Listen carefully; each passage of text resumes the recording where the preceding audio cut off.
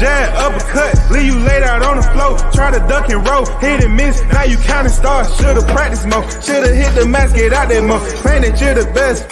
You gotta show me, son. Actions over words, baby boy. Is you real or what? Talking way too much, world come. Back sports, talking way too much, world come.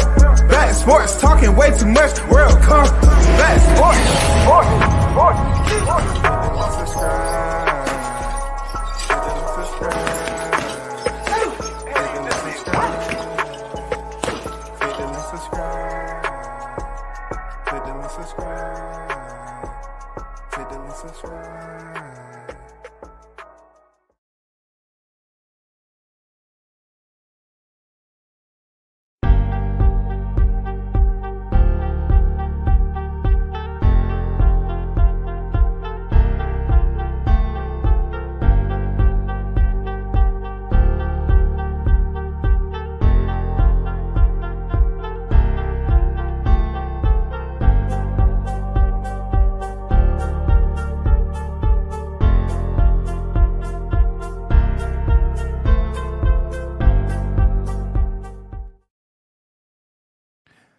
WCS back on the boulevard once again. The first in the building, Toby Bartley. You already know, man. Appreciate you for pulling up. Shout out to Across the Pond, man. Salute to WCS in the chat. Yes, sir. We back at it once again, man. Toby's the first in the building. Big salute to you, man. Appreciate you. One love, brother. Thanks for always supporting the channel.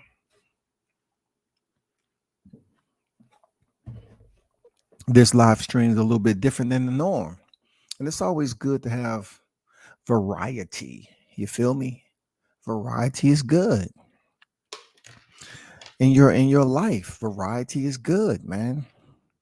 You know, variety in food, variety in style. You know what I'm saying? Variety in taste. You know, everything you do should have variety. And this particular topic right here, I swear, when I read this some days ago, I wanted to, I stood up. Seriously. When I heard about Achraf, you know what I'm saying? I seen the brother play before because he's on the team. I think with one of my favorite soccer players in Mbappe.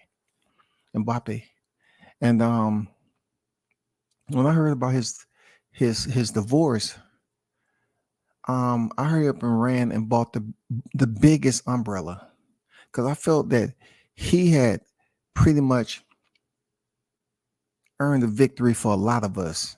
You know what I'm saying? He did what a lot of us would love to do if we had a relationship with our mother, but not all of us do enough to put everything in our mother's name. But for him, it worked out great. So what I did, when I heard the news, man, I ran and bought the biggest umbrella, and I found the highest skyscraper down here, the high rise, and I held it in one hand and I just leaped. I say, it's going to make it safely down to the bottom because this man just did something. It's not a miracle. He just did something that so many men would like to do if they're in this position. Yes, sir. A lot of men would like to have the result like Achraf in his divorce. Real talk. So let's talk about how this worked out. I know it's not, people, hold up. Let me go over here. And fix something right quick. Let me go over here and fix something right quick. If you come in the building, hit the like button. Hey, they're going to act like they don't want to hear about a topic like this until they're in this situation. And then they're going to attempt to go back in the archives, right? And find articles dealing with Achraf divorce. You know what I'm saying? Because we all can stand to learn something a time or two, right? But if we have someone that can give us a little bit of information instead of going into the lesson first, when we being taught the lesson, then we'll be much more educated once we are in the lesson to know how to handle it, to know how to get through the lesson instead of the lesson just setting us back, bro. You know what I'm saying? Just setting us back so much. You know what I'm saying? Just setting us back so much, man. We're going to get to some boxing talk on the end of this, but I want to switch it up and do something different. You feel me? So give me a minute. I'm going to put some little, drop some little info right here.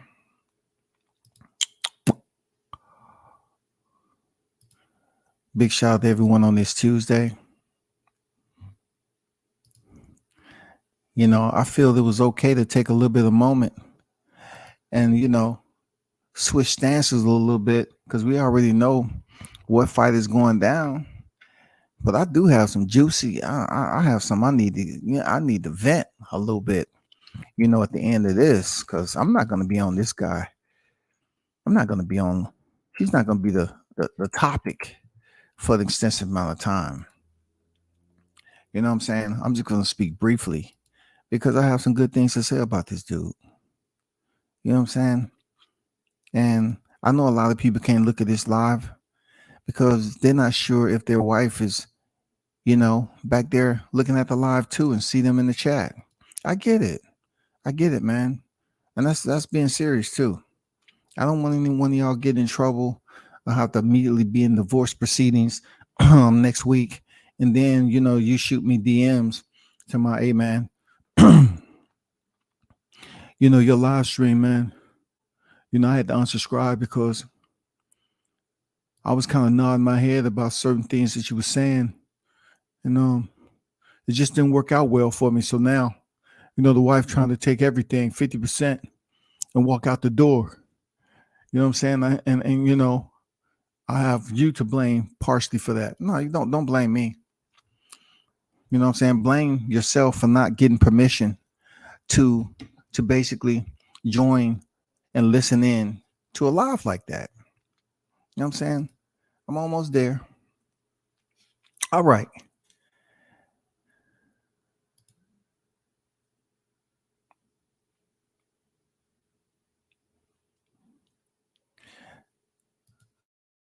So, Achraf Hakim Maouf is a soccer player. He's a very, very talented defender also. So we're going to get into the gist of what went on with this dude. Okay. Per the article on Fox Sports, wife of Moroccan soccer star, loses divorce settlement as fortune is in his mother's name.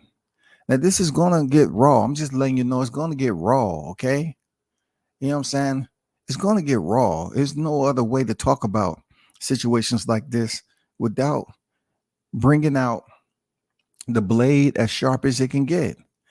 If you don't want to listen, please don't get close enough. You know what I'm saying? So you can listen in, okay? It says the wife of Paris Saint-Germain star Achraf Hakim, his wife Hiba Abouk, walked away from the divorce court with nothing after learning Hakim's fortune was in his mother's name. Let's sing along and say amen. Sing along and say amen. Sing along and say amen. Oh, sing along, baby.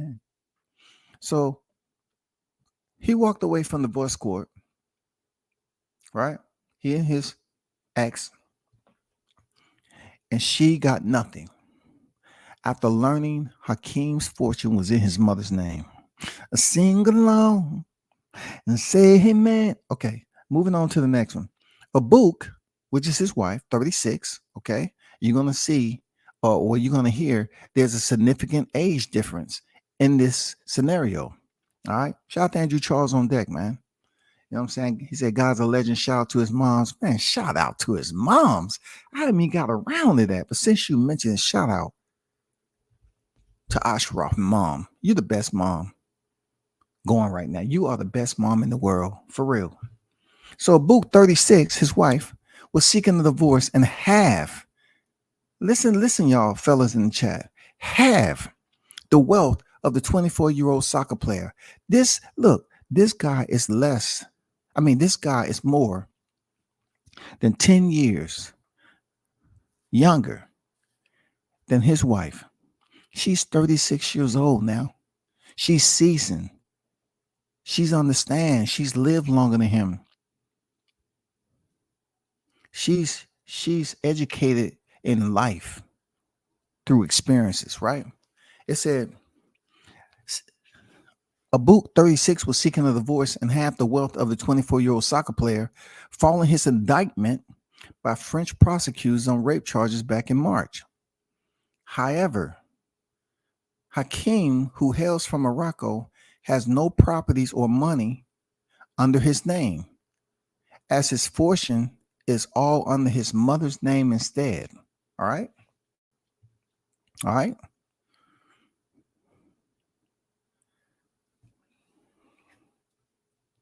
It goes on to say Hakim is estimated to be worth more than 70 million and makes 215,000 per week per Arab News. Okay? Hakim makes 215,000 a week. That's good money, y'all. I'm not going to tell you to put yourself in his position because it's just damn near impossible. I'm not going to do it. So I'm not going to tell you to do it.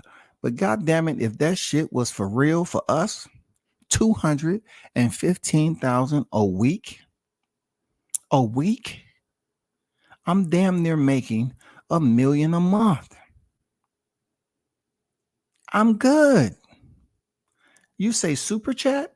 Sure. Let me drop you a super chat. Okay.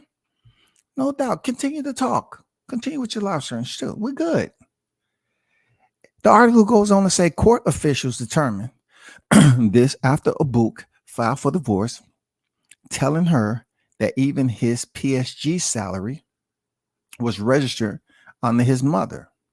All right. That's Paris Saint-Germain. Okay. So it goes on to say when news came out that Hakim had been indicted on rape charges, that's the only bad thing about this. The man is indicted on rape charges, allegedly. His wife, Abuk, went on holiday with their 2 children in Dubai. It must be nice because I'm pretty sure everybody that's in this chat, when we pick vacations, it's not Dubai. But when you got money like this, you can pick up the kids, all right? 2 children, they have 2 children, and go to Dubai. It was later reported that she decided to want a divorce. All right. Hakim and Abuk were married in February 2020. This is where it's going to get pretty damn raw for me.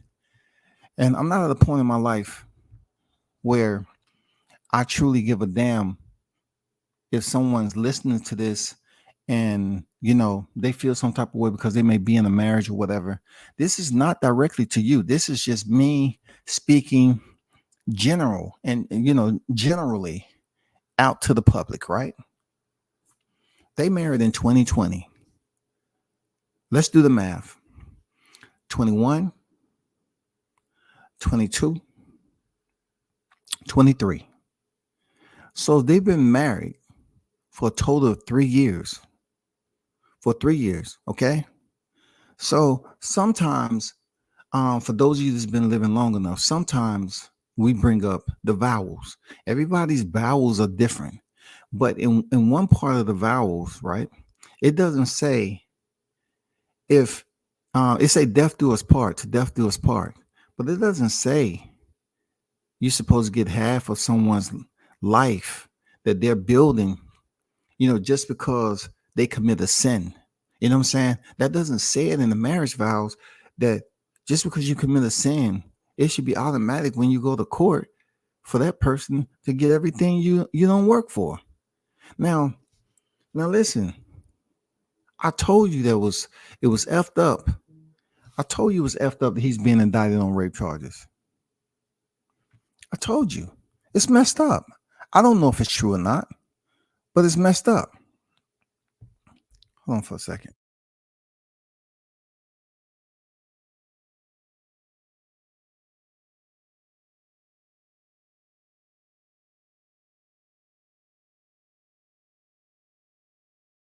I told you it was messed up for him to be indicted on rape charges, okay? I'm standing on that. It's an effed up situation if it is indeed true, right?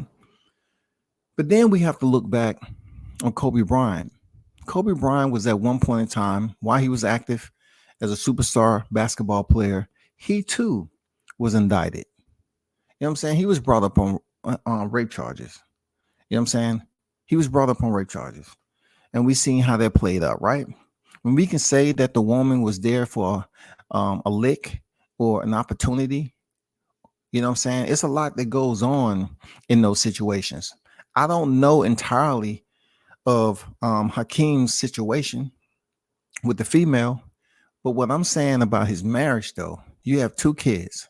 His wife is a model, actor, actress. She is making pretty good money on her own independently. All right. Of course, combined income, they're living very, very lucrative. Like, man, they combined income is very plush, right? So she feels that she should just abandon the man. I don't know if she has any more information or it's something that we don't know that she's not telling the public. But she all of a sudden wants to abort mission when it comes to the marriage. They only been married 3 years. Come this February, this is where it goes downhill for me. Why can't men have the same green light to go in there and get a divorce from a woman and expect 50%? Why isn't that default accommodated to us, provided for us with accommodation? How can we not go into the courtroom without being afraid that everything we done broke our back for is going to be swooped up in court when your better half, and everybody's situation is different, but your better half coming through the doors and it's her time to take a stand, and she goes up there and put on the tears and she looks disheveled, looks like she been sleeping in a trunk. She's wearing clothes that you never even seen her wear before, no makeup. You know what I'm saying? She done freaking went to the mirror and punched herself in the lip, and she has a freaking a bruised lip coming in there. You know what I'm saying? Why can't a man go into court and feel some type of excitement knowing that in the divorce, it's a great possibility that we may get 50% of what our wife have? It's never that way, man. And see, women always talking about equality.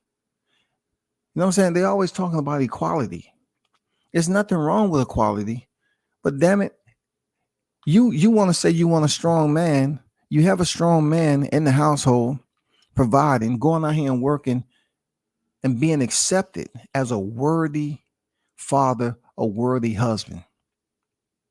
Then if you stay married 10 years, 15 years, 20, and it get to a point where all of a sudden y'all don't want to be around each other anymore. It's boring. It's animosity between y'all. Can't get along. The way it was, the vibrance and excitement early on when y'all knew each other, how you wanted to be in each other's face, you wanted to converse with one another. It was just lovey-dovey affection, kissing each other on the cheek, you know what I'm saying, compliments here and there. The longer you stay together in your face, and if your wife have babies, you know, things are going to change. I found out in time, women believe, especially if they had kids, that they deserve to get that, no matter what they've worked for. Like, they can have their own money. But when it comes down to it, not all women, but a lot of them, while you was in there setting a good example for your daughters and your sons, right? A woman will walk in the court as if that never really mattered. It was all about her. It was all about her. And I'm just speaking open-ended, okay? Because people, they'll try to come at you and say, well, just because you was in the marriage that didn't work, that doesn't mean it goes for everybody. You're right. But in this particular case, somehow, some way, man, his mother told him, hey, she's 12 years older than you. You are making a lot of money. As you seen other professional athletes, they go out here as a kid, they find out they're greater than most kids, they're above average, they're the higher tier than most kids. They continue to play sports. They go through the youth, they get scouted, and then they end up in the pros. And find out if you really on the highest tier and you consider the top 2 to 3% of athletes and you get this contract where you're really making some money. We need moms like Hakim's mom. We need moms like that. Oh my goodness. We need, and there's moms out there too. That's there for their sons, there for their daughters, and making sure that they're not taken advantage of. But you rarely see what Hakeem was able to do here. Hakeem had everything in his mom damn near. All his worthy possessions in his mom's name, properties, money, everything in his mom's name. When Abuk went to the court system, she found out that this man was pretty much worthless on paper. On paper, he had no value that she can benefit off of in the court. She thought she had a clear cut freaking divorce settlement coming because this dude, she probably went in there and she was crying and stressed and acting like she was all distraught and say, "Oh, he cheated. He cheated." So therefore, it was a clear cut freaking victory for her to the finish line to swoop up 50% of his assets, which if he's worth 70 million, you can do the math. You know what I'm saying? So she would have came up out of there pretty good. She would have took that money and did what she would have did with it. But the reason why I'm speaking about it is that it happens more than often and more times than not. That a man can go in here and try to set the example, man, and be with a woman and start a family and go out here and work all these hours and try to advance in his occupation and continue to grow and set the example for his kids to want to emulate, right? And then when something happens, I don't give a damn what it is. If something happens, when y'all get to a point where you can no longer be on amicable terms, you don't want to be around each other. It's not healthy for you all, and if you have kids, to be around the kids. Women has this default button sometimes. Not all women. I got to put that disclaimer out there. Not all women, but they have this default button where they go into court knowing that I'm going to get this 50%. I'm going to get it. Why? Because I'm a woman. I had the kids. And that's where I think the entire move, the checkmate comes into play, is that people look at women who are in the household, and if they say, "Oh, well, I couldn't really start my career when I wanted to because I had to be at home for the kids, but I do have a career and I'm making pretty good money, but I had the 2 kids." They're gonna let the judge know that they had the 2 kids. I'm like, duh. Yeah, you hey, look, y'all can have the kids. Why should men be blamed for a woman being able to have a kid? You know what I'm saying? You can go into a marriage and say, "Hey, I'm gonna let him know I don't want any children." But when a woman have children and they grow up in a household with 2 parents and the shit don't work out, right? It's almost like a sense of relief when they walk into court knowing that they can look the worst they ever look in a while and go tell the judge why they are at an irreconcilable point in their marriage, and it's imperative that they divorce. And with that divorce, she needs 50% of what he done broke his back to get. How is that a default? I think it's totally unfair. It's seriously, I think it's totally unfair. Now, this is not to say you shouldn't take care of your kids. You should definitely take care of your kids now. But a kid is not worth $5,000 a week. You know what I'm saying?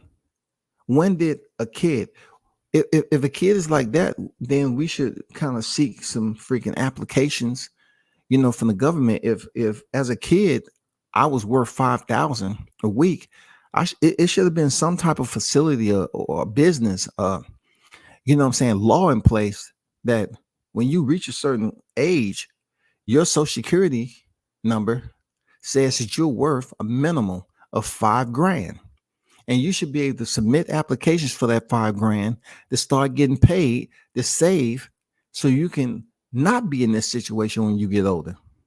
Could you imagine once you get a certain age as a youth, what I'm saying? As a youth, you can submit an application to get paid just because you you are at a point where your country believes that they should provide you with some type of financial settlement to get your life started. You know what I'm saying? Could you imagine being 5 years old and you receive this money all the way up to 17 years old? You get 5,000 a week. Because when you hear about these athletes and what they have to pay for their kids, is that kid that's in the divorce settlement any different than a kid in the ghetto? They still human, right? They just in a different environment. But for a king, this man, I don't know when his mother told him. I don't know if this was from the start. But for Hakeem to go in there knowing that he had already talked this over with his attorney, for Hakeem to walk through those doors of the justice system, knowing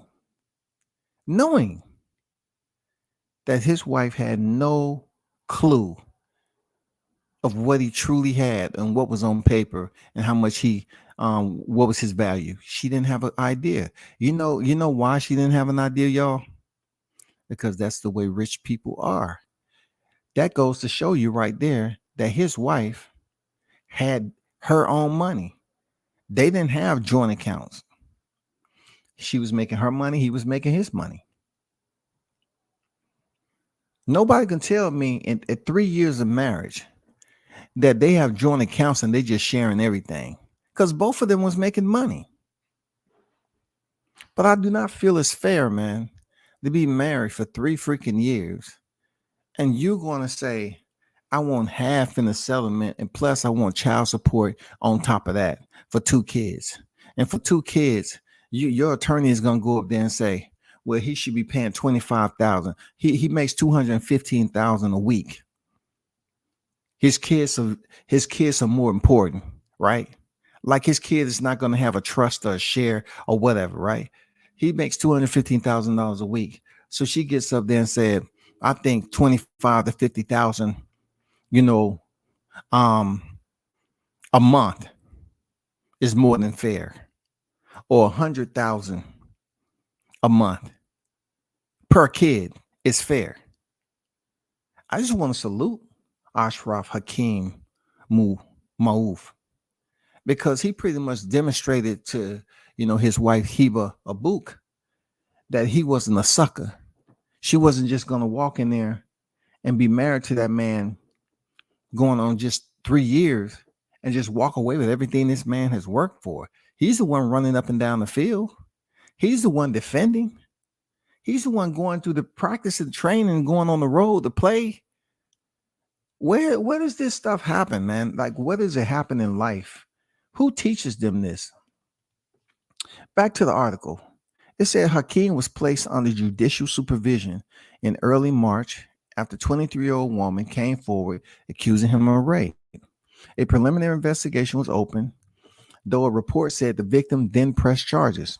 Authorities kept the investigation going because of her testimony against Hakeem. The woman claimed that Hakeem raped her at his home in Paris. Now, him being married and him bringing a woman to his home, that's disrespectful. That is disrespectful, because the man, if a female that I was married to or in a relationship with, I found out that she brought another man to the home, it's situations that I cannot talk about, due to self-incrimination on this live stream. So I must move on. Hakeem played a crucial role in historic run that Morocco made in 2022 World Cup.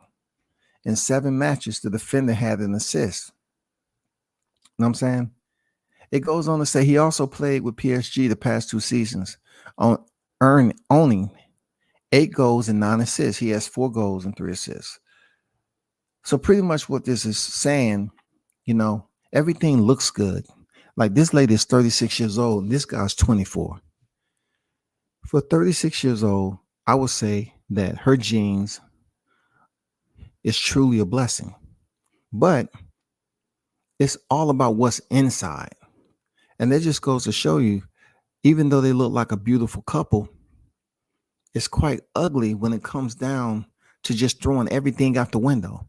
Like, when they looked in each other's eyes when they first met, and they were saying all these "I love yous" all the time, and just complimenting, just giving each other those delightful type compliments, those voluntary compliments that you look for when you're young. I mean, come on, man. She looks good for 36 years old.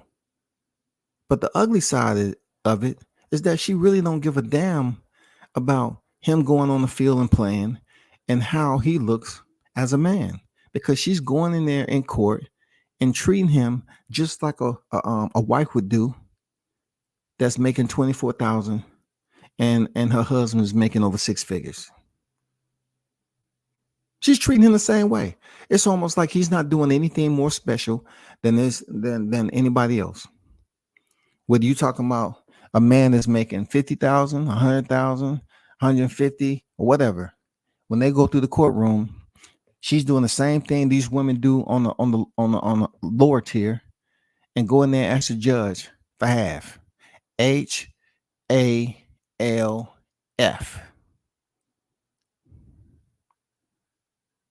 Half. Half, half, half, half, half. Where did this shit come from? Where did the half mentality come from? I swear to God.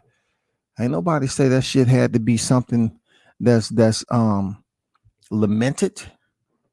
You know what I'm saying? Something that is guaranteed. You know what I'm saying? No way, bro. It's nothing that we was taught. Like growing up, let's just say using a 2-parent household, and you grew up all the way till you was 17, 18. You got out, you went to college, or you went to the military, you went and got a job, and you was working, and you never really saw any problems between your parents. So they really didn't come to you about marriage problems, relationship problems, because you never seen them. But that doesn't mean they wasn't having relationship problems. They just didn't bring you on board to teach you anything about something that you wasn't subjected to. It's grown folks shit. You know what I'm saying? They didn't want their kids thinking about, oh, well, this is something you should pay attention to, even though your dad and I, we don't do it in front of you all. We do have problems. We have had marital problems. So if a kid is not subjected, nor do they experience marriage problems, they may never ask their parents, hey, I was just wondering, I was having a class, and they was talking about marriage problem, this and that. And I see that you and dad don't have too many problems. It seems like y'all had a perfect marriage. And then that's when they have to break it down and say, no, it's not perfect at all. It's just that we don't allow you to be exposed to the problems. We have problems like anything else. Human nature is, when you first meet somebody, first perception is everything. And if that perception is accepted, things go along very, very smoothly, man. It's lovely. I swear to God, it's lovely. Oh my, it's lovely some of the time, bro. You know what I'm saying? It's so lovely. And then if that's the person that you choose to tie the knot with, and it doesn't have any ulterior motives or agendas attached to it, and it's genuine love, organic, and you go get married, then it's certain people out here that I see, the ones I see, they can go through marriage no problem. I love it, man. They get along, they have their problems, but they are at a point where They have grown closer with each other. It's a part of them that have grown apart. But when it comes down to the love and the respect as part of it, they are glued together. You know what I'm saying? They understand what it takes to be there. There's nothing that's going on between them that's going to separate them with force to say, no, I can't stand you. They have found that dynamic to stay together. That is beautiful. But when you get majority of what we see out here, the percentage of marriage today, people are not getting married like they used to. People are not having kids like they used to. Like back in the day, you had women in the household. Women today are in the workforce. When you get a woman that's concentrated solely on her job, she's not gonna have a job. She's not gonna have a child to her 30s, her late 30s. Real talk. If she starts off early in her 20s for her career, then maybe you might get a kid when she's in her mid to late 30s, early 40s. And then after she had that kid, she's so older now that depending on how that pregnancy is, she looks at it like, okay, I can do another one. Or she can say, hell no, I ain't doing that shit. I'm too old for that. All alone, you thinking that I'm just gonna accommodate, I'm gonna satisfy what she's talking about. And we're gonna get to a point where we've been together long enough for her to pop that kid out. And then she can pop out another kid. And then I already told her I want 3, so pop out another kid. The older they get, that just it doesn't play out that way. It doesn't play out that way. But I gotta salute Hakeem, man, for being able to go in there with his his business in order. Even though he's in trouble, I don't know if the man is guilty. He went in there with his business in order, man. Thanks to his mother. Thanks to him. I gotta salute the man in this case, man, because I just don't think it's fair in any court system the way these judges be treating us, man, especially here in the South. Especially here in the South. They can go up here and attempt to give the mother all the money she requested. And then when that divorce decree comes and you got to pay out all this child support, they still are not satisfied in the relationship that's supposed to be a healthy relationship between the parents and co-parenting. It's not the case. It only further destroys the kid when only one person is getting the money, but the money is not enough. It's still drama that's going on internally, possibly that's affecting the kid. But if the judge give you what you requested or close to it, it should bring a smile, right? yeah. You know, I'm saying a snake smiles too. You know what I'm saying? Right before they bite, they smile. They smile. And that doesn't mean a snake bites you once, it won't bite you again and again. You know what I'm saying? Stick 'em boys, what's good? Fishing and sports, salute to you. Big blunts and boxing on deck, salute to you. What's good? Jamal Neezy on deck, man. Salute to you, Neezy. How you feeling, bro?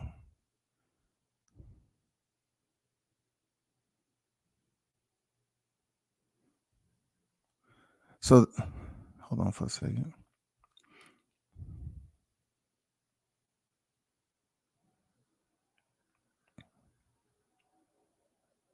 So that's where I'm at with it. I salute this man for doing, having his business in order and not being taken to the cleaners. Because he's the one that's going to practice, running up and down the course. And man, it's just wild how a woman can have all this income, but still go for half of his. So another layer to this is I was reading where, from my understanding, I believe he is requesting a portion of her. Somewhat. He's requesting a percentage of what she has. That's where this is at. We don't know the whole story about this situation. You know what I'm saying? You know how rich people are. We don't know the entire story of why he was out there participating in infidelity. You know what I'm saying? I don't know the whole situation with that. It may be something underlining to him going there and dealing with a 23-year-old. And let's take note of this, right? This 23-year-old is more his age. She can probably relate to this man. Truth be told, like, listen, when you have an older woman that want a younger guy, that woman is going to try to instruct and teach that younger guy things that she has learned from her bad relationships through life and try to make sure that he grows into that maturity expeditiously, quick. Oh, well, when I was in this relationship, she's going to take this man through a whole freaking a expedited excursion, y'all. Gonna try to give him the whole nine line. She gonna bulletize that shit, and she's gonna instruct him on how he should act, and what he should know as a man, and this, that, knowing that they'll never close the gap. She's 36 and he's 24. The woman that he supposedly had a relationship with was more so his age group. She's 23. You know what I'm saying? It's probably a point in the marriage where she was doing some old woman shit. See, older men who sit up here and be in the same situation she is, it's different for a woman and a man, because at that point, a woman can still be wanting kids from the younger dude. But a man, when we get older, most of the time we're not trying to get a kid by the younger female, the younger woman. We're not trying to. We're just trying to be in a relationship and have some fun and do what we got to do. I'm just being honest. I'm talking for myself, of course. But I'm saying that's what we trying to do. We ain't trying to have no more kids, man.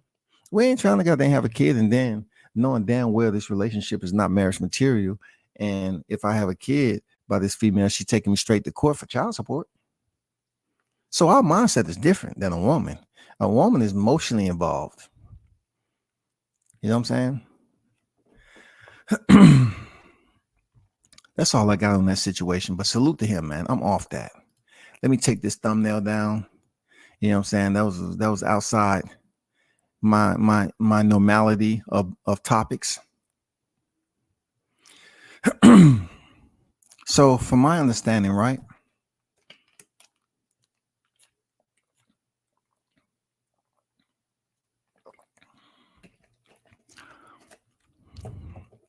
From my understanding, right? There's a fight going on this weekend. Okay. If you didn't know, there was a video circulating about Ryan Garcia and Tank Davis betting their purses. And I felt it to be very interesting. This is the reason why I felt it to be interesting. Because you know my juxtapose, man. You know my recall strength. Man, come on, bro. The first time I seen that shit, the first thing I thought about was what? What do y'all think the first thing I thought about when I seen that video? Come on, man. Y'all been hanging out long enough. What do you think? Looking at that video, just give me a guess, man. Just guess what the first thing that came to your mind when you seen them on IG and you was hearing what they was basically discussing back and forth. These are supposed to be two people who don't like each other. And we're on fight week and they're on live stream. So I want to hear from y'all. Just drop a little bit comment on what you thought initially when you heard the video. I'm not going to keep y'all. Look, I'm not going to keep you long on this. All right. I'm going to tell you what I thought. The first reflection that came to my mind was when Ryan Garcia was there ringside and bet Errol Spence $20,000. Now look at how boxing do this shit all the time. Listen to how boxing do this shit. I remember Ryan Garcia betting $20,000 that Rolly Romero beats Javante, right? So at one point in time, like I always say, these two guys was at each other's throats. So I felt, and I said this, that Ryan Garcia was extremely goofy and immature for going in there and betting money the way he did. But if he got it, if Gatorade's paying him that money sponsorship, and he got it like that, cool. All right, moving on. So when I'm saying this, I say, okay, here go Ryan again. So just so happened Javante had a hype man. I know who the dude is, but I'm trying to keep it Javante Garcia, right? So Tank and Ron is going back and forth. They're on IG. It doesn't seem like they are at each other's throats until the back end of it when Tank's mentioned him being knocked out. I'm saying? Ryan Garcia potentially being knocked out, and then Ryan Garcia saying the Tank was potentially knocked out, right? But when they start getting to the purses, this is boxing all the time. You don't hear this in mixed martial arts when fights are coming up. They start talking about purses. And see, Tank didn't say bet your whole purse. His hype man said that. It was hilarious and good for TV, but his hype man was up there talking about bet the whole purse, bet the whole purse. I've seen this before. Where fighters up here talking about betting the whole purse, betting the whole purse. So Ryan Garcia said, yeah, we can bet the whole purse. You can bet the whole purse. Now, you know damn well that verbal agreements and verbal commitments mean absolutely nothing. You know why they don't mean nothing? We just seen it play out with Tommy Fury, bro. Jake Paul said he would double the purse if Tommy Fury beat him. And Tommy Fury beat this man. And his dad, John Fury, is up there begging Jake Paul to pay the other $1 million. I can't make this up, bro. I can't make this up. A lot of shit just start coming to me. I say, John Fury was on here. Hey, I know boxing isn't it's strictly about morals and principles, but Jake Paul, you know what we talked about. Mate, you know what we talked about. You say you pay him double if he beats you. He beats you. Stop the rubbish and give him this $1 million. Stop the rubbish. You know what I'm saying? His dad was on here begging for the other $1 million from Jake Paul. So when I seen and heard Ryan Garcia say yeah so easily, I say he don't mean that. From what I heard, they getting paid. He doesn't mean that, dog. They getting paid millions, okay? Millions, okay? Don't let nobody else tell you anything less than that. They getting paid real good. So when Ryan Garcia said, yeah, sure, it's no commitment to that. But I did notice something. Tank said he was calling somebody. I don't know if he called Al Heyman. I know he called Floyd. But he called Al Heyman and he say, is there any way we can change the contract? Al Heyman's not betting or changing any goddamn thing to say they betting the entire purse. That ain't happening because Al Heyman is getting paid 33 and a third. He's gonna get his money. And then when he called, I guess Floyd's like, yeah, just talking to talk. You know what I'm saying? Just building up the fight. But he probably said, no, that's not healthy. That's not smart. Don't do that. I know it sounds good to say, okay, bet your purse. But at the end of the day, motherfuckers don't be owning up to shit because they're gonna tell you straight up and down that it ain't in the contract. We were just doing that shit for promo. I'm telling you, we're just doing it for promo. So don't come up here begging and acting like, I'm about to give you freaking 8 to 10 million. I ain't giving you shit, bro. You know what I'm saying? That was a verbal commitment, and we know how fragile and how worthless verbal agreements are. They're garbage. Nothing, bro. Nothing. I left a woman my age to be with a younger woman. Was it the best long-term choice? I don't know.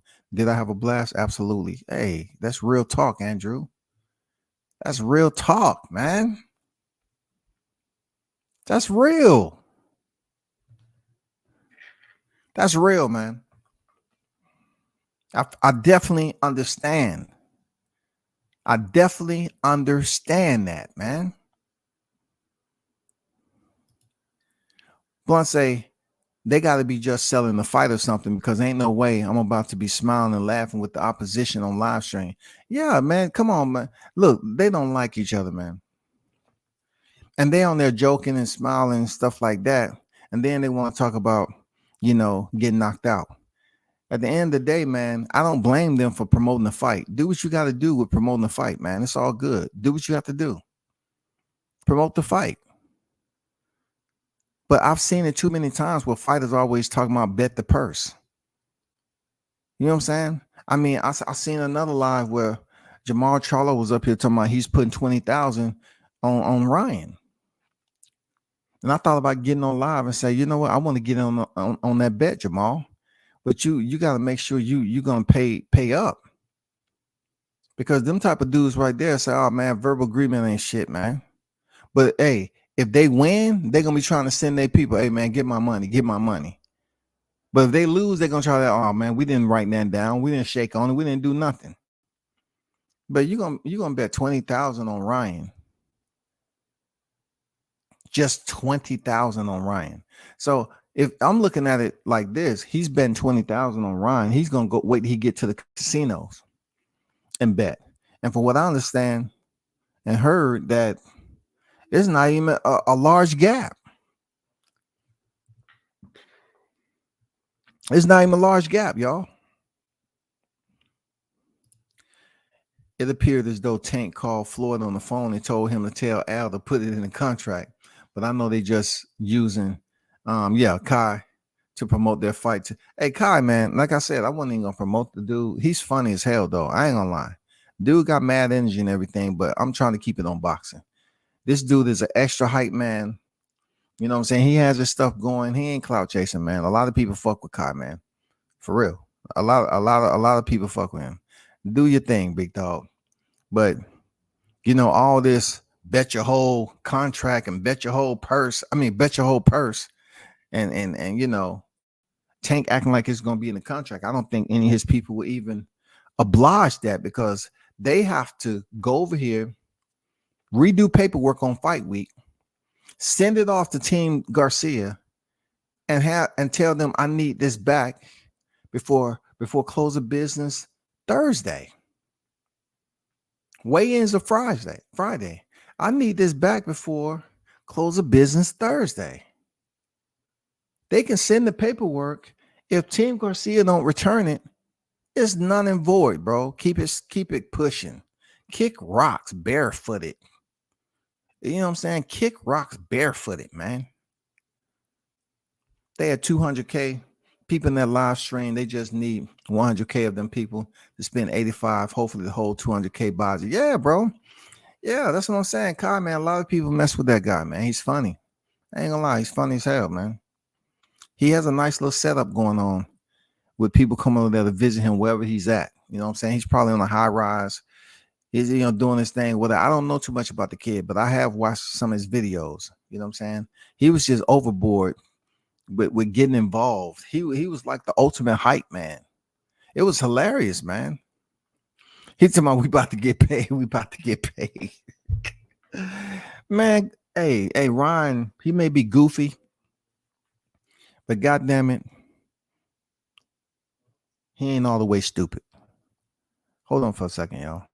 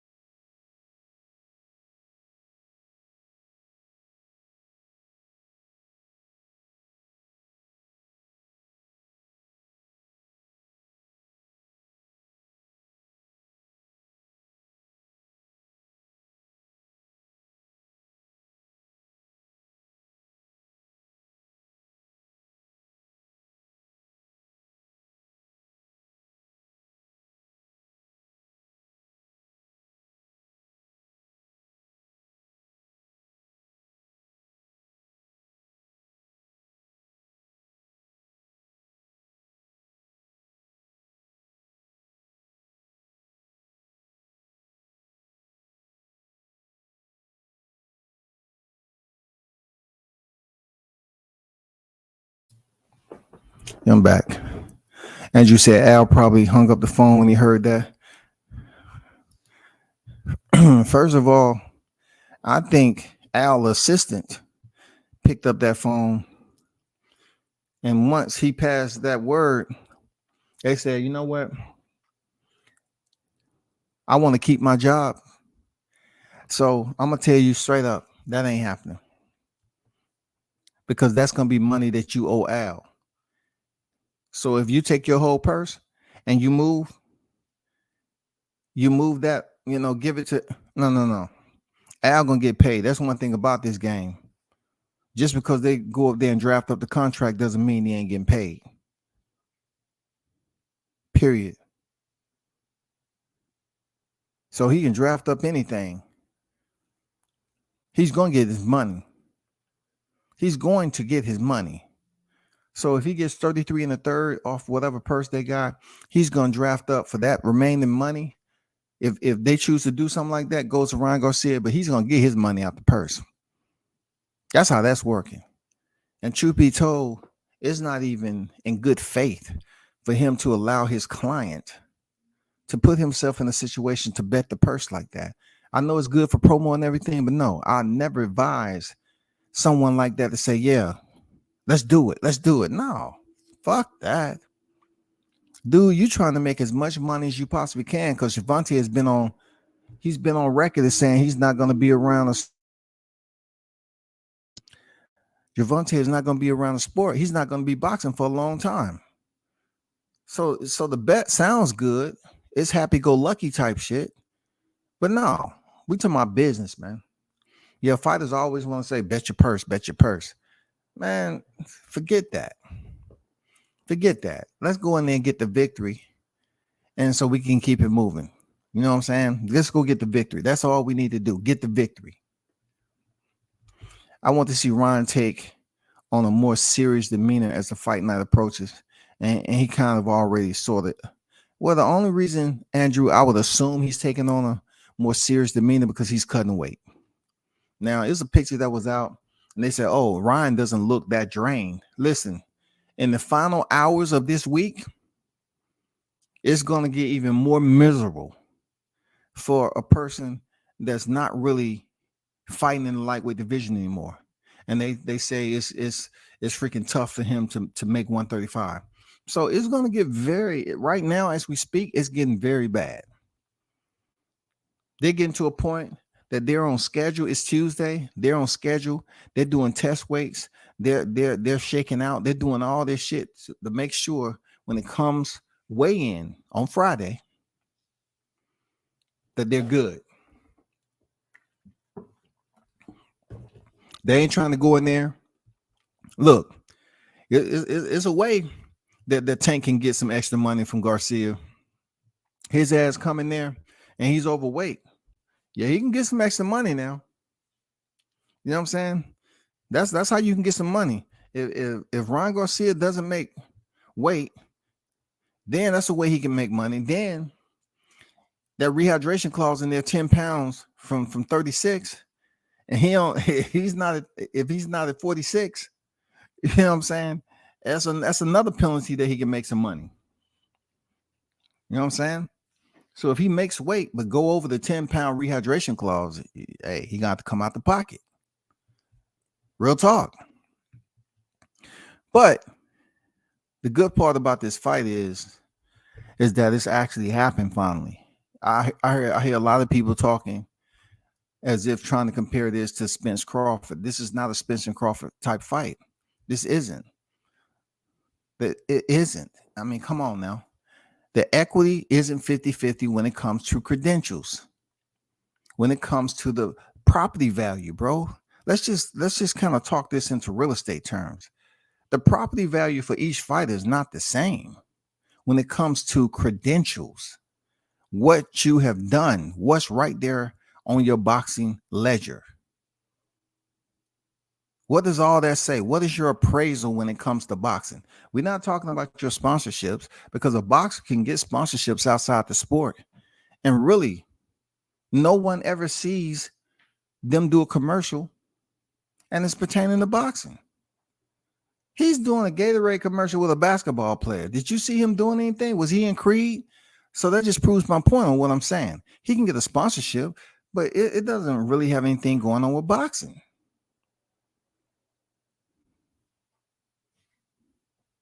So when it comes to the praising value of both fighters, Gervonta Davis has done more, in my opinion.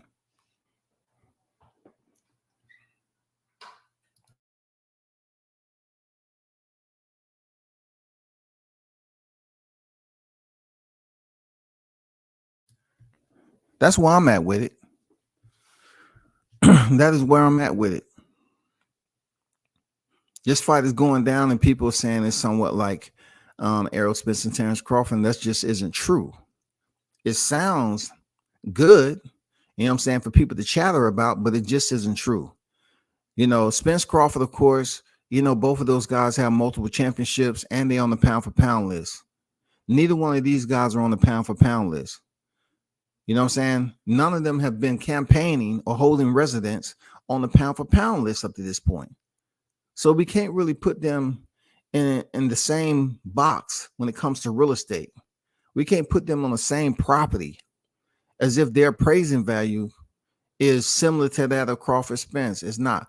We're not talking about what one fighter is doing and how it elevates the pay-per-view attention for this fight. We're not talking about that. We're talking about what each fighter has done in the sport thus far, who they have fought, and the value that they bring to the ring Saturday night. Ryan Garcia is bringing a social media value. Tank Davis is bringing a boxing value.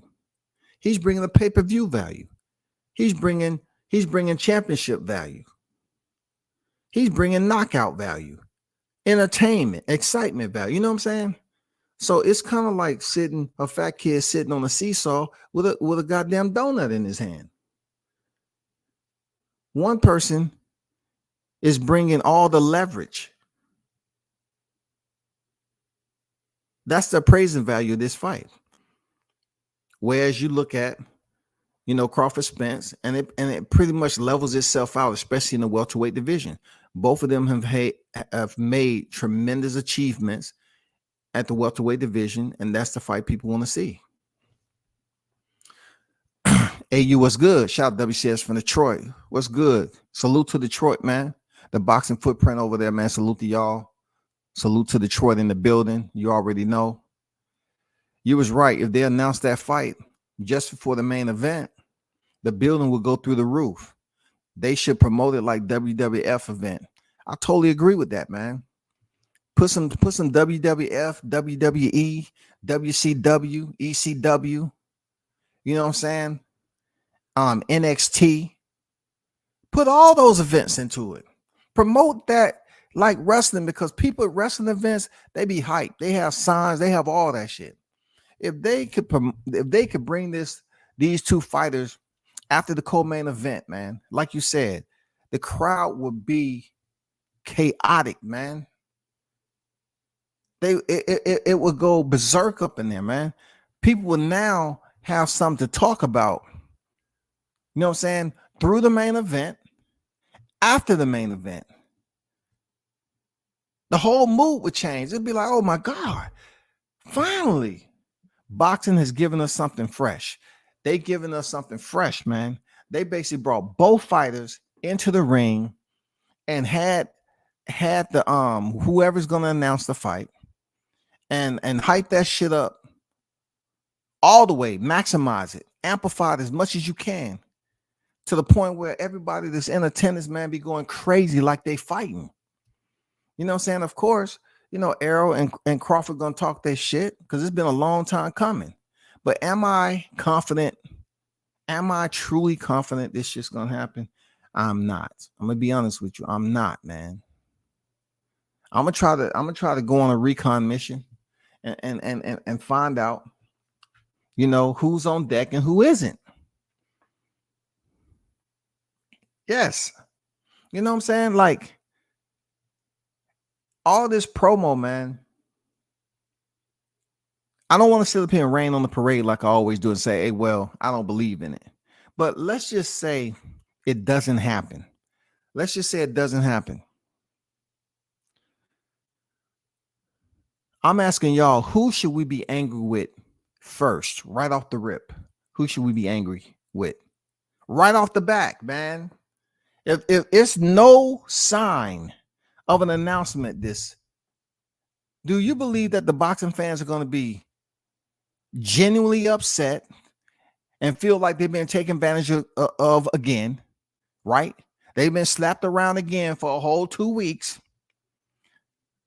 going off a rumor mill story that something was going to take place at this particular fight, and it didn't happen.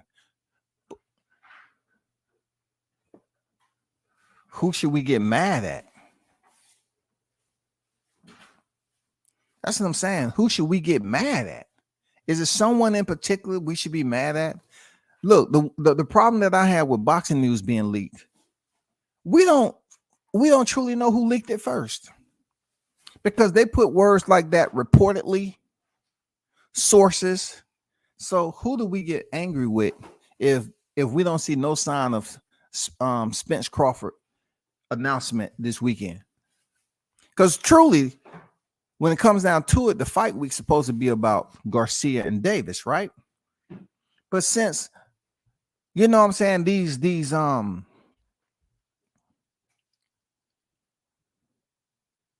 individuals that are supposed to be mainstream journalists, when they put tweets out and leak information, and they just put that one word in there that releases them from 100% liability, nearing, looking, reported, sources, and all that shit, people just let them get away with it.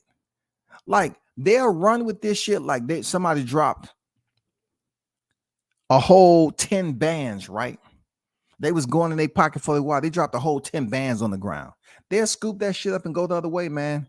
And then they say, hey, man, guess what? I just found 10 bands on deck, man. It was on the ground. They'll run with that shit.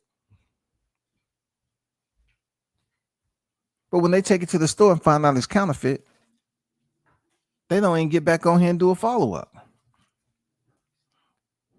What if the news isn't true? Where did the news start from? And who should we blame? Who should we blame? We know Errol gonna be in Vegas this weekend. Okay. So you know he's gonna be in Vegas. What day he rolling in Vegas? How do you know he's gonna be in Vegas? How do you know that, Blunts? Got to see a Bud gonna be there. How we know Errol's gonna be in Vegas? And if he's in Vegas, and look, if Errol's gonna be in Vegas and Bud is not in Vegas, what does that say exactly? He doesn't have a commitment to be in Vegas. Them two can't be in Vegas and the contract ain't done. They just said not too long ago, Blunts, that they had restarted negotiations. We ain't heard shit about nothing. We just heard we at the end. I just can't wait till this fight announced. They didn't say nothing about negotiations being finished. Signed, sealed, delivered. Negotiations finished. We good. And all we heard is, I'll be glad when the fight gonna be announced. We at the end. You know what I'm saying? I'm not gonna apologize for inactivity. Hopefully it'll make a lot of sense in a few weeks. We've heard all these cryptic ass tweets, man, like we little kids with flashcards. What color is you know what I'm saying? Come on, bro. We need some concrete information, bro. That's what we need. Got to see if Bud gonna be there. Virgil and Stanthionis got rescheduled for July 8th. They should put that fight on Spence and Bud, kill two birds with one stone. I like that. But is it too early for Errol? Is he in shape? You gotta look. It's May, June. You know what I'm saying? May, June. We're almost at the end. Well, we in the middle. We're damn near at the end of April. So you talk about May, June. That's a little bit more, just a smidget more than 8 weeks. We know Bud in shape. We don't know the same for the second half. He might be in shape, man. I seen the video. I seen his girl that has her podcast right now. I'm gonna be honest. You know, he had on some shorts and a shirt, and he didn't look overweight. I'm gonna be honest. He didn't look overweight, man. He didn't look like he did when he was looking down over his, his breast and his stomach or whatever the bulk was in that. He might have had on a sauna suit that day, but still his face looked heavy, like his face was freaking overweight. That's my thing. His face looked heavy. He just told Jamal he got 20K on Tank. And for him to bring his cash to him in Vegas. Yeah, I seen that. Yeah. So that's what you're saying. He gonna be in Vegas. Okay. All right. But nobody really answered the question, man. What if this announcement ain't made this weekend, man? Who should you blame first? Because this is a repeat type of behavior that happens when boxing news is released. I already done told y'all the layout of how mental health comes into play when it comes to boxing news. People start getting multi-personalities. They stay too close to an abusive relationship and continue to go right back to the scene of the crime and the individuals that slapping them around. That individual being boxing. You know what I'm saying? An entity of many hands.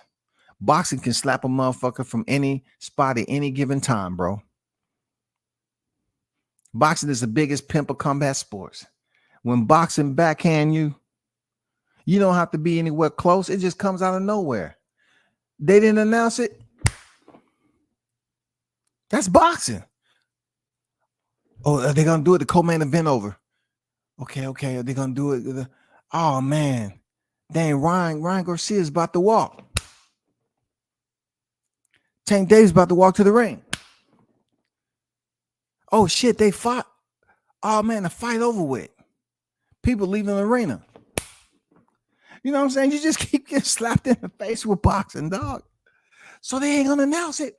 Maybe they're gonna announce it in the lobby. Man, I'm telling this, man, that's the biggest pimp of combat sports, man. Boxing will backhand your ass from distance. You don't have to be up close and personal within the proximity. You can't reach out and touch boxing, bro. But what we do is we go to whatever boxing has going on. Anything that's related, man, we can go grab that news and run with it and then put in countless hours of stress, hoping, praying, especially for this right here, that this shit comes to fruition this weekend. And as I give you an update, the time currently is 1847 military time, 6:48. It just turned 6:48 civilian time. We are only less than 6 hours away from bleeding over until Wednesday, which would take us to midweek. You know what I'm saying? Now, I'm not anxious about this. I'm just sitting back. But I do want those in the chat not to have breakdowns or whatever. I want y'all to be absolutely healthy if you don't get what you want, especially you blunts.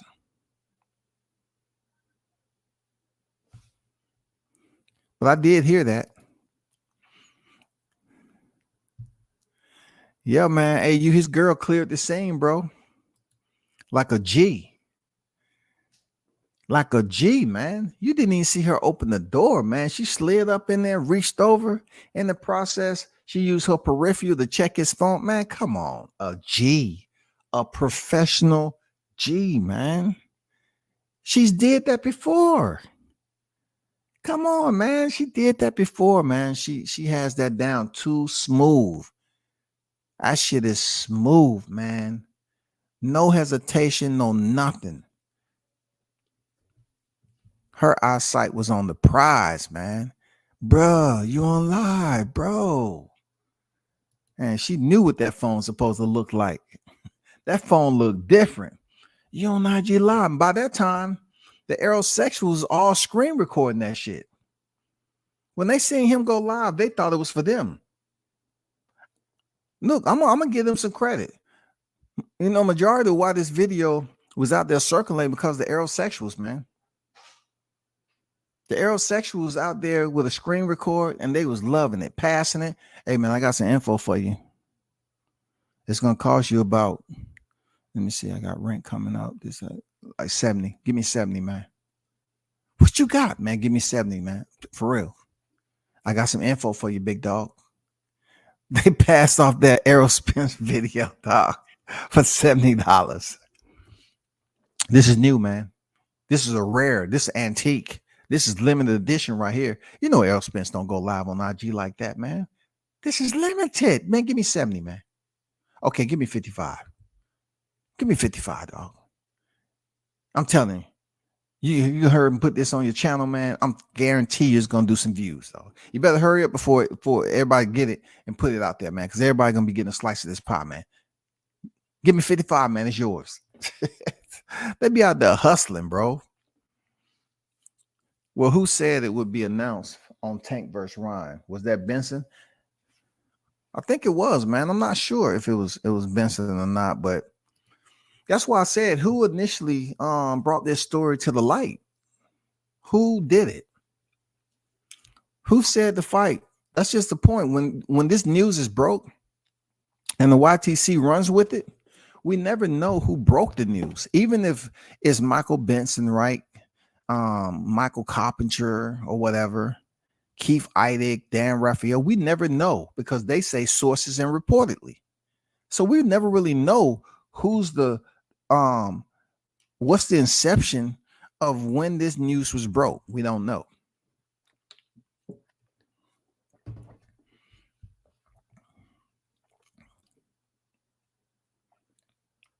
We must blame whoever said that shit. Would be on Tank versus Ryan. I know Oscar had tweeted he hoped to announce Tank versus Ryan at the Super Bowl. Correct. So it could be plans, but if they have reached it, you're right. Oscar did put that bullshit out there. But once again, HOPED releases them from liability of saying, yes, it's confirmed. It will. We're looking for the is and we're looking for the will. Tank versus Ryan will. Crawford versus Spence will. Tank versus Ryan is happening in Las Vegas, T-Mobile Arena. It confirms it. But we haven't heard the is and the will with Crawford Spence, man. God damn it. Somebody find a professor. Man, we need an English professor, man. Somehow we need to kind of force this into reality.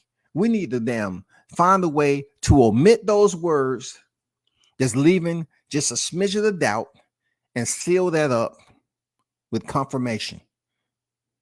We need the words out here, man. We need a goddamn a freaking professor, a doctor, one with a doctorate. We need one that has went through an entire thesis to explain to us how can we prevent these doubtful words and seal them up with confirmation, man. Definitive confirmation, because we just got too much of it saturating boxing news, man. It's too much out here saturating boxing news. It's too much of it. The point of negotiations, contracts, then they probably won't announce it. They just recently said they had restarted after Espinosa said they never stopped talking. So that's confusing in itself. Further, it pushes us back in the shadows because they say restarting, and we all know what it is when something restarts, right? When it comes to boxing business, it takes some time. So we don't know what the hell they're negotiating. Are they negotiating the percentage? Is it now they're able to basically get guarantee money? Or they're talking about the gate? What's in negotiating, man? What the fight's going to be? What the tickets price going to be? I told you all the announcement was not going to be before the 22nd. I told you announcement. If it is any announcement, it wasn't going to be before Saturday. So now we have little small side bets going on. And people are latching on to Errol Spence saying, bring your money to Vegas. Okay. But if Spence is just going to Vegas to check out his boy Javante, because like I said, I will bring you the comparisons. Errol Spence was there to see Javante Davis fight when Ryan Garcia was sitting behind him. So just because Errol Spence is going to be in Vegas don't mean Crawford is going to be there. Come on, man. Think. My brother. I'm just saying. Errol Spence was at the fight when Javante fought Rolly. So it's nothing new if he's at this fight. That's not to say the fight's going to be announced. We need to see the Omaha Monster on deck because we all know Errol Spence support Javante. We was there when Ryan Garcia gave this man 20 stacks. He lost it right there. So really, Errol is playing with house money anyway. Like, come on, man. He already done won 20 stacks, so 20 ain't nothing for him. But we need to see Crawford on deck. Crawford don't really have a dog in the fight. Crawford don't have a dog in the fight in this. Ryan Garcia, he don't have no connection to Ryan Garcia. He don't have no connection to Javante Davis like that. So y'all don't get all up and jump up and down just because Errol Spence is going to be on deck in Vegas. I want to see Crawford on deck. Then we can kind of say, okay, some shit about to go down. We can assume, right? Some shit might go down. The perfect part of it is not to do this shit during a fight. To do it after the co-main event and really hype the crowd up. You know what I'm saying? Really hype the crowd up, man. Have these dudes do a ring walk. Why can't boxing do that? You know, have them do like a quick ring walk. Get in the ring. And then call Errol Spence, wherever Errol Spence is, and if both of these guys on the floor, have them then walk to the ring, get Errol in the ring, and then announce the motherfucking fight. Hype it up a little bit, get the crowd into it. Then let each fighter say something. Okay, this is an epic moment right here. Quickly, what do you have to say? Boom, boom, boom. Go to fight the fight. Then they leave the ring. Now the crowd is already, massaged for the main event. Now they really want to see the main event. But what am I talking about? That shit is like, that's a miracle, bro. That's a miracle, Blunts. You feel me, bro? That's a motherfucking miracle, dog. It would be the perfect time to announce the fight when all the eyes of casuals and hardcore are fixated on boxing. Hell yeah. Yes, sir. That'd be the opportune time, man. Why can't we have it in boxing, bro? Why can't we have some shit play out the way we talk about it in the chat on social media? Because boxing don't give a crap about what we talking about. They say, man, we're going to do it the way we do it. Shit. Shout out to Samar Warren in the building, man. Peace and blessings, beloved. Salute. WCS, salute to you, brother. One love, man, in the building on deck. Appreciate you pulling up, supporting the channel, man. I agree, man. It will be the perfect time. The casual and hardcores, those in attendance, the millions watching, will get to see this fight announced after 30 years. We hear the fight announced and get right down to it. You know what I'm saying? Get right down to it. Get the fight announced and get right down to it, bro. No, nothing else need to be said. You know what I'm saying? Talk to the fighters, hear what they have to say.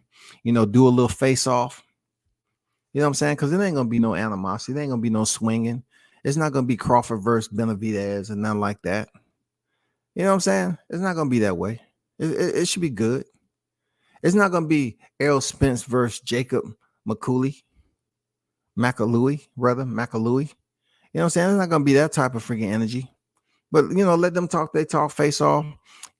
So the photographer can get some pictures. And then, they go back to their front row seat. Now we're ready for the ring walk. So Ryan Garcia and Javante. I think when it all comes down to it, man, this fight is developed into something very nice this weekend. Ryan Garcia and Gervonta Davis, for real. A lot of people talking about it. A lot of people talking about it. A lot of people are talking about it.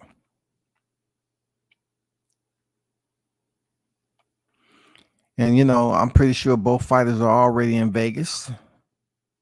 You know what I'm saying? The grand arrivals and everything.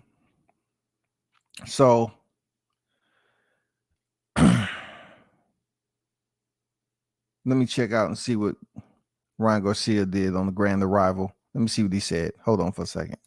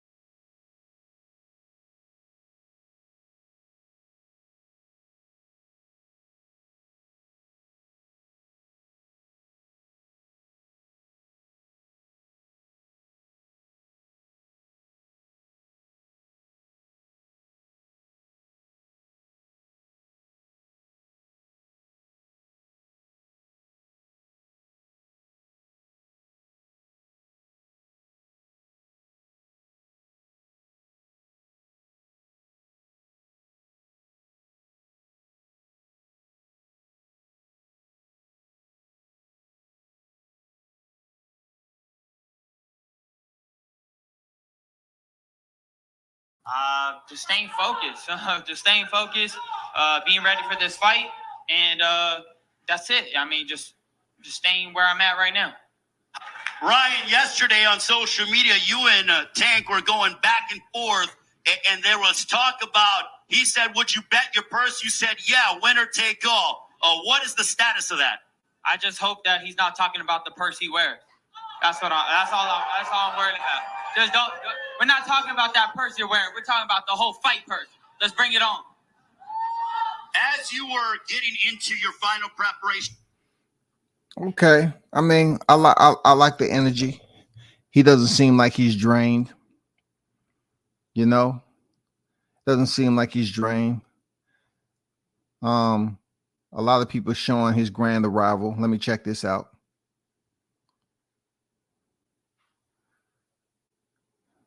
I don't see Tank grand arrival. You know what I'm saying?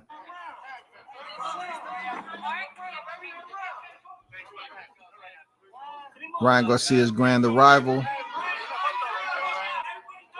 I mean, he doesn't look drained at all, man. He looks better than he did at the presser, for real.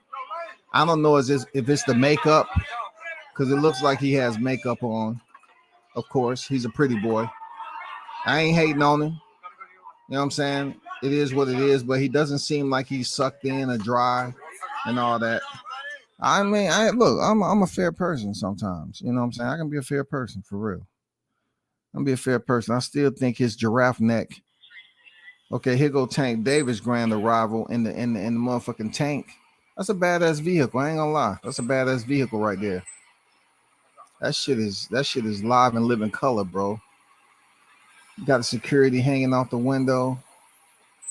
That's a badass vehicle right there, man. That's a true tank. So he has on camouflage, you know, get in the fight mood. He has his merch on. You know, Tank, when he arrives on fight week, he always give you the same look. He ain't smiling, none of that shit. So he got the camo on. I like that. Let me see. I don't see him talking to the media, though. He came in through the back. So I don't see anything else on Tank with his grand arrival. He ain't going out there to the public. You know, the man got 1.7 million followers. You know what I'm saying? So a little less than what, 8? There's a huge gap. Hope that he's not talking. You know what I'm saying? But that's where we at with it, y'all. You know, I just seen it come across my timeline, and I really didn't. I didn't really want to flood this live because this live was about Achraf Hakimi and his wife. So let me see.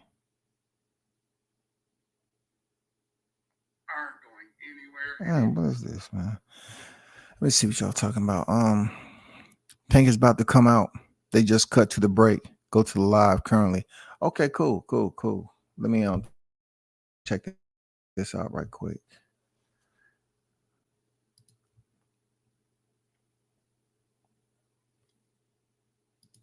Let me see what they're talking about with Tank.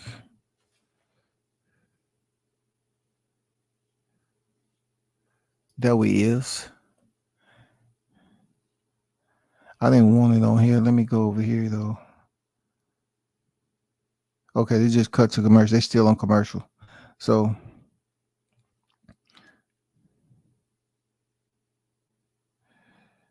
that's crazy, man. I'm not even gonna put them out there like that. That dude has close to 200 or 500,000 subscribers and only 47 people tuned in his live. And they talk about me. Man, get out of here. Let's see. Man, this shit is hard, man. To get your shit populated like that. Hold on for a second.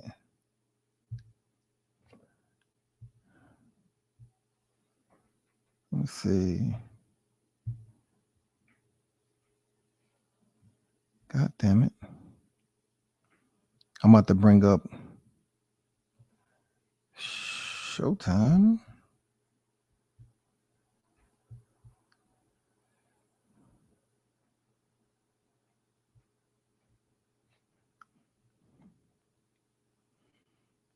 See what Tank. Okay, here we go. The gate record for the amount of money generated for fans to see a prize fight when he went ahead and knocked out Rolando Romero. The rock. Discussion of this mega fight happened in Garcia in the springtime. Instead, he said, I want to go to my home area. I want a headline. I want to give back to the fans of the DC Baltimore area. And he finished off Hector Luis Garcia in the 9th round at a sold-out Capital One Arena. The list of names that he's beaten, rather impressive when it comes to knocking out Leo Santa Cruz in the 6th round, finishing off Mario Barrios, who is as tough as they come in the 10th round down in Atlanta. He is no doubt very exciting and looking to display his talents. He is trained under the guidance of renowned trainer Calvin Ford, who, in my opinion, doesn't get enough respect that he deserves True. for what he's been able to do True. for this young man's career. The thing about Tank must be late again, Blunts. Is that he loves the sport of He must be late again, bro. He very much immerses himself in it, and he's all about giving the fans a show. I can only imagine the kind of ring entrance he's going to have, and he's very much confident in his ability. Both him and Ryan were talking yesterday. He's just putting in producer time, filling. He's just putting fillers and doing his job. Oh my God, man! Why is this dude late again? I don't know, man. That they are going to win. That they are willing to risk their purses on Saturday night. And be there. They're gonna use risking the purses. That's what I'm talking about with boxing. They're very calculated in putting little fish food out there, man, for the little guppies. That's what they do, man, and they're gonna talk about this mainstream like it really matters, like it's really true, man. I mean, Ron said he's not talking about the purse he wearing, but what about the contract? You ain't mentioned nothing about the contract, though. You didn't mention anything about the contract. This has been a decade-long journey for him to get into the MGM Grand Garden Arena. Before we bring him into the arena here, into the MGM Grand, if you're here after this is over, make sure to get your Davis Garcia fight wear apparel. apparel, t-shirts, posters. Make sure to get it. Nothing like having fight memorabilia during fight night. Also on Friday, 6 Eastern, 3 local time, right outside of T-Mobile Arena at Toshiba Plaza.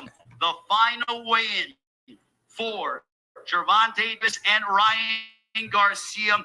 You want to be a part of that? It's free and open to the public. Make sure to get there early because there will be so many fans there, and make sure to cheer on who you believe is going to win in the main event on Saturday. Again, to go ahead and give you the breakdown of what both of these young fighters bring to the table when it comes to action. An 82+ knockout percentage for Ryan Garcia.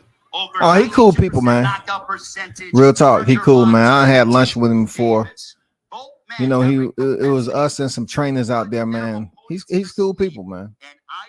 He's just doing what he's supposed to do to get paid. If a fighter is late, he need to talk it up until Tank get out there, dog. 23-0 with 19 knockouts. That's a hard job, man. Both guys in their 20s, both guys literally risking it all on the line. He's repeating himself now. And for glory in boxing. This is what you love to see. This is live. This is what's so difficult about his job. It's live. He just can't stop talking. And this is where you become a truly all-time great fighter when you win big prize fights like. I mean, Ryan Garcia isn't gonna turn Gervonta into an all-time great just because he go in there and beat this dude. With Ryan Garcia, Calvin Ford in the corner of Gervonta Tank. Shout out to Calvin and Kenny, man. Shout out to Calvin and Kenny. They do deserve that respect. Those both of them been back there since the early days. To see how Saturday night will unfold, and we are just 4 days away. Hey, on social media, come on, man. The hashtag Davis. Come on, man. Where he at, man? Week long. Again, use the hashtag Davis Garcia all week long. Tomorrow, the undercard workout near the sports book at 4 Eastern, 1 local time here at the MGM. Thursday, the final press conference. You can see that on the Showtime Sports social media pages. Friday the weigh-in, as I mentioned, 6 Eastern, 3 local time, right outside of T-Mobile Arena at Toshiba Plaza. Saturday, 8 Eastern, 5 Pacific time. We get going an hour earlier. Yeah, shout out to Be More, man. Pay-per-view. I mentioned to all of you that are here, if you don't have tickets to the fight, small amount of tickets are available, or you could watch it at the MGM Grand Garden Arena on closed circuit, because this is an event that you will know. Exactly he's going to run out of words in a minute. You were sitting with when the final. He's not reading off a teleprompter either. Comes to a close, but as I mentioned, this is freestyle at its best. The distance. There will not be needed for the judges. They will be able to sit back and watch and be entertained like the rest of us. Moments away. He said moments away. Of Baltimore's own, moments away. I don't think so. In my Brian Custer, something isn't right. I checked with Highway Patrol. They haven't seen no tank on the highway. Ryan has a big test in Gervonta Davis. This is the best opponent that Ryan has ever fought in his career. Both men have. He's good, man. Tremendous lineage. He's going off the cuff, man. He's good, bro. I gotta give him his props. He's good, man. In preparation for fight night, as we are moments away from the grand arrival of he said moments for the 20th time. Superstar who is looking to make an indelible we are moments away from the boxing superstar who is looking to make an indelible impression. Presented by Premier Boxing Champions, promoted by GTD Promotions, along with TGB Promotions and Golden Boy Promotions. As we talked about, ladies and gentlemen, kicking off Fight Week with the Bank. Make sure to check out All Access episodes 1 and 2 of Davis and Garcia and see a behind-the-scenes look at what these two fighters are doing in preparation for fight night. As we hey, did you get that text I sent you, Blunts? And awaiting the grand arrival Because I didn't get no response. Did you get that text or not? A truly boxing superstar. One thing about this fighter is that James Gang on deck. I see. Very unique when it comes to his entrances. He has this own demeanor about him, but when he fights, expect electricity. And I can pretty much, we're moments away. When that fight happens, Superstar lightweight world champion Gervonta is looking to leave an indelible impression. Davis fight and never been entertained. I'm always going back and saying, wow, I cannot believe he did this. I remember when he shattered. Well, I guess you haven't received it yet. Ruiz back in February of 2019. You need to check your phone. At Dignity Health Sports Park, known as the War Grounds, and he did that in under a round. He was supposed to fight after Matas, instead fought Hugo Ruiz. When he knocked out Leo Santa Cruz with a vicious left uppercut, blown away by that.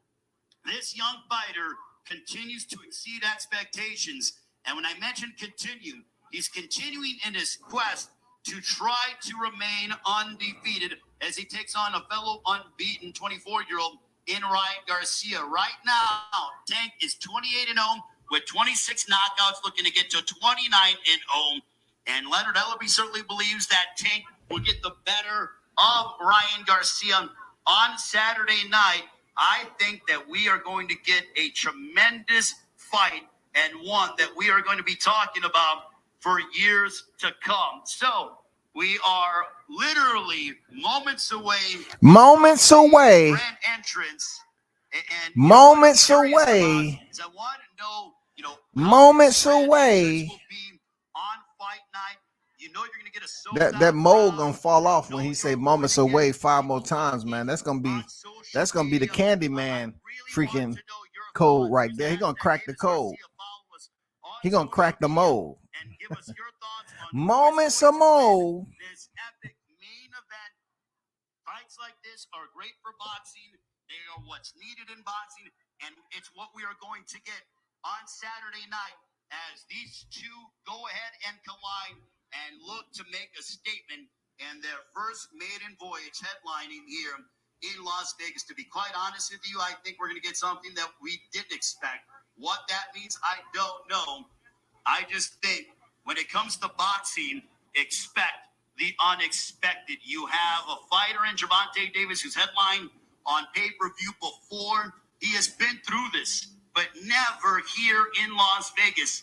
This very well, in his mind, could be his crowning moment. Moments away. He goes ahead and shows the world, this is my era in boxing. Standing in his way, though, is Ryan Garcia, who's 24, as to say, I'm 4 years younger than you, but it's my era. This is my era in boxing. Both men are fighting for who is going to be. Yeah, I thought I sent it to the wrong. I was like, that's the last one I had. The last text I had, for real. You know what I'm saying? So they respect each other, but I think that they're both thriving under the fact that they are pushing each other to the limit. This dude is about to have a stroke, man. But I've never seen him train this hard for a fight like this, because he realized, man, he gonna have an attitude with Gervonta. He said, Gervonta, you know I said moments away 50 times. You think you can be punctual? The same question applies. If he's victorious over Tank, what will the future hold for Ryan Garcia? What will the future hold for the loser? All I know. For sure, man. For sure.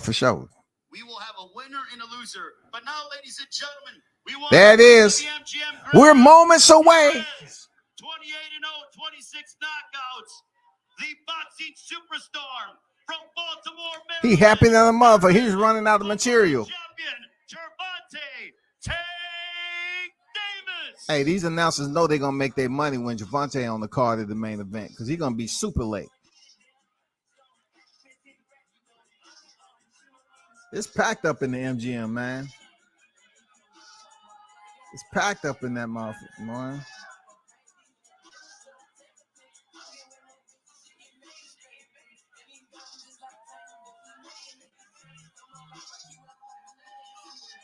Yeah, it's packed up in there.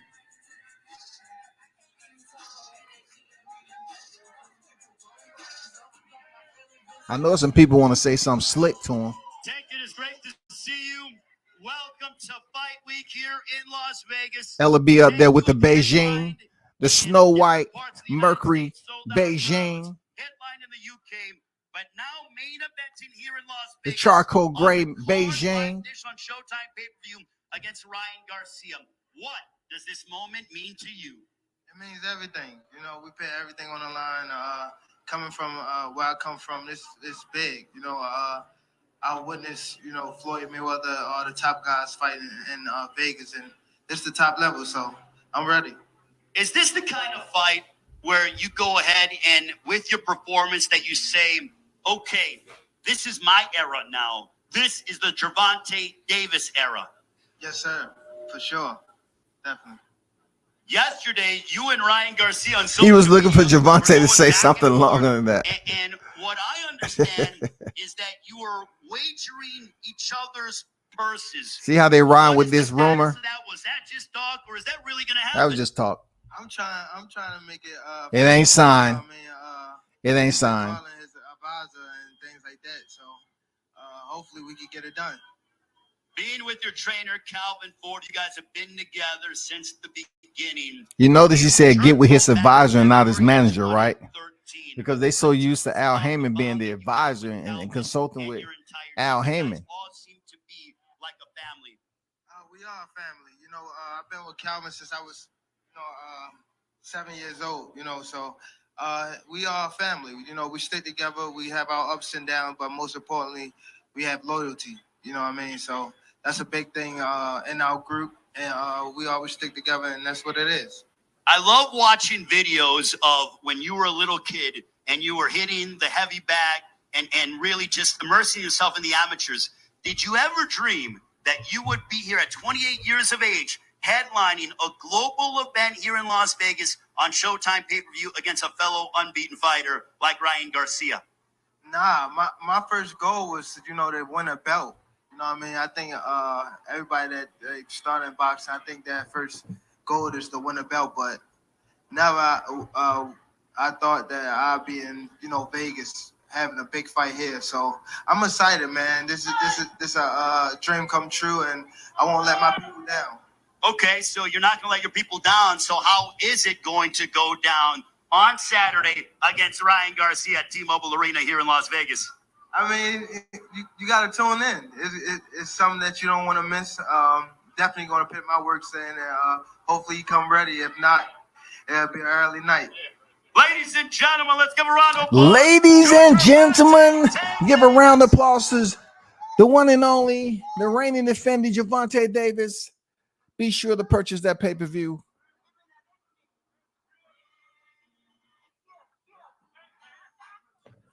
Well, I gotta shut that out because now they start playing music. Yeah, pretty much I just, had to give y'all a little. Yeah, I know it's playing all over YouTube for free. It's all good, but it's still content, you know what I'm saying? And that little bit of song they played in there, they probably gonna freaking take my shit. But it's all good. This ain't a live that's important to me anyway. Talking about that divorce shit. I just wanted to go up here and freaking give that man his salute. I had to get this man his salute, man. But goddamn it, Tank. I'm going for Tank, of course. And I'm on record, and I stay on record. It's saying that this fight is not going the distance. I don't see Ryan Garcia having any possibility of winning, except if it's a headbutt, if it's a freaking something out of the something unusual that happens. You know what I'm saying? I don't see Ryan Garcia winning this fight. I see him going out just like his BFF, Rolly Romero. Seriously, real talk. And it's hard for me to think he's gonna make it past the sixth round, man. Now, being that it's in Vegas and not the Barclays, Gervonta may take it into the 7th or 8th round just for the fans. But that'll be stupid for him to carry Ryan Garcia unless he know that little fawn, that fawn, that lightweight fawn is still a little wobbly on the legs, and he can just walk that fawn knowing that he's about to goddamn destroy him. You know what I'm saying? Like how some lions will run up and a on a fresh freaking gazelle, and she can barely walk, and they go there, they won't even kill it right away. They just play around with it. Sinister than a mother. They just play around with the mug. You know what I'm saying? It was just born. They just play around with it, give it a little time to get the air, get a little sense of how the air smells and everything. Let them get they foot, underneath them. Then they start running around. They won't let them get that far. They just, swipe their back legs and knock them down. I think he's gonna allow Ryan Garcia to go into, no. What am I talking about? I don't think he's gonna play around with Garcia and allow him to go into the later rounds just for fun. No, I don't think Ryan Garcia is making it out, past the 6th round. I don't see it, bro. I don't see it. I don't see it. I know a lot of people are hoping and wishing. I don't see it at all.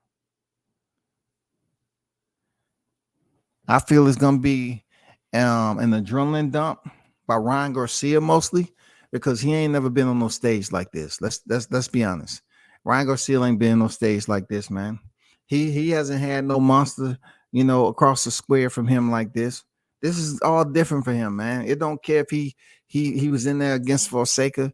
Man, come on, man. That knockout of Fonseca is not about to happen this weekend.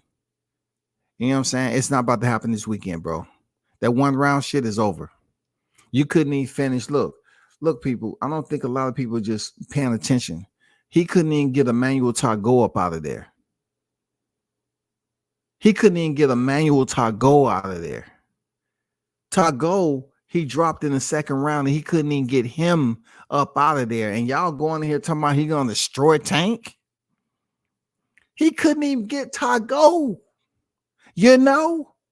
He couldn't even get Targo out the ring, yo. And y'all think he gonna go in there and destroy Tank? He couldn't get Targo. He couldn't even finish Targo. But yet people saying the Tank don't have a chance.